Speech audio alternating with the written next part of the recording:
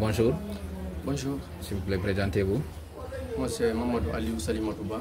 Je suis résident One Rice. Ok, celui qui est décédé, il est qui pour vous? C'est un neveu. C'est le fils de ma chère. Okay. Votre neveu, il s'appelle comment et qu'est-ce qui s'est réellement passé? Bon, dire ce qui s'est passé réellement, est-ce que j'étais là? Non, je n'étais pas là. Mais je vais essayer de m'efforcer pour dire ce qu'on m'a raconté. C'est vers 20h, on m'a appelé pour me dire que mon neveu a été poignardé par un jeune. Il dirige vers l'hôpital régional de T6. Je suis parti là-bas et dès mon arrivée, on m'a dit qu'il est décédé. D'ailleurs, on m'a appelé pour la parce que j'étais sur la moto, on m'a dit qu'il est décédé. Maintenant, à mon arrivée, j'ai posé des questions, j'ai demandé qu'est-ce qui réellement s'est passé, qu'est-ce qui s'est passé. On m'a fait savoir que le petit était là à côté de sa maman, qui avait sa sœur qui était malade. Mais elle avait perdu conscience. On lui a commissionné d'aller chercher quelqu'un qui peut venir lire le Coran à côté d'elle pour qu'elle puisse se relever. Apparemment, c'est quelque chose d'habituel. Lorsqu'il est parti 15 minutes plus tard, un jeune est revenu pour dire qu'on a poignardé Suleiman. Maintenant, les jeunes sont partis, on a trouvé qu'il était couché, on l'a pris. On l'a amené au centre de santé de Wanda. De là-bas, ceux-là leur ont demandé d'aller à l'hôpital régional de T6. Là-bas, arrivé là-bas, lorsque les médecins l'ont reçu, je dis qu'il est décédé. Mais en réalité, il était déjà décédé avant d'arriver au centre de santé. Mais puisqu'il y avait la foule qui voulait vraiment, qui était sur sa mère, ils ont eu peur. Ils ont fait une stratégie pour demander à ce qu'on amène l'enfant de l'autre côté. Peut-être qu'ils peuvent faire quelque chose. Quand c'est arrivé là-bas, ils se sont rendus compte que l'enfant était déjà décédé parce que c'était des jeunes qui le portaient.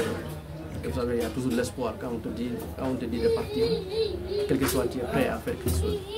Maintenant, c'est là-bas que nous sommes revenus, à la maison mortière. Nous avons resté, on a appelé les autorités. Et vu que nous sommes des victimes, nous ont fait savoir qu'il y avait un jeune qui était soupçonné. Mais quel que soit, nous ne pouvions rien faire. C'est l'autorité qui peut faire quelque chose. On a appelé le chef de quartier, on a échangé avec lui. Il n'avait pas eu le temps de venir en ce moment. La raison, on ne connaît pas.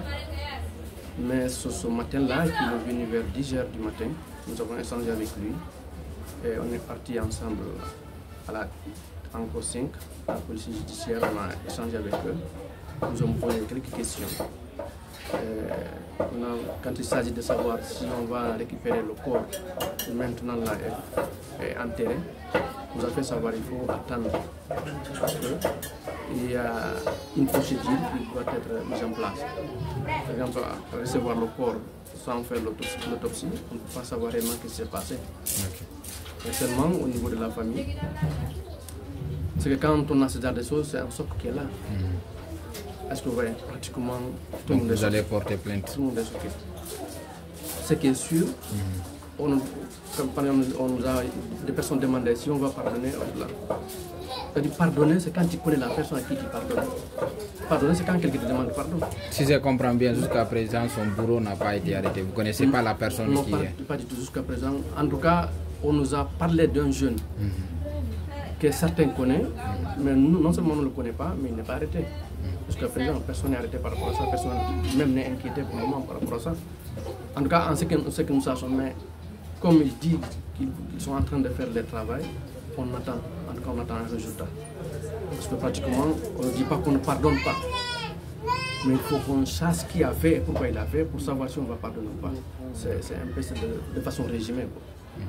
De façon résumée. Ça, c'est la vie de tous les parents. L'acte s'est passé à quelle heure exactement? Exactement, je ne sais pas, mais en tout cas, c'est à 20h, moi, on m'a appelé. C'est en tout cas entre l'environ de 20h. 20h. C'est en ce moment, ça s'est passé et c'est ça. Clément faisait quoi dans sa vie? C'est à faire. Il a quel âge? 19 ans. 19. Ok, merci. Merci, merci vraiment. Merci.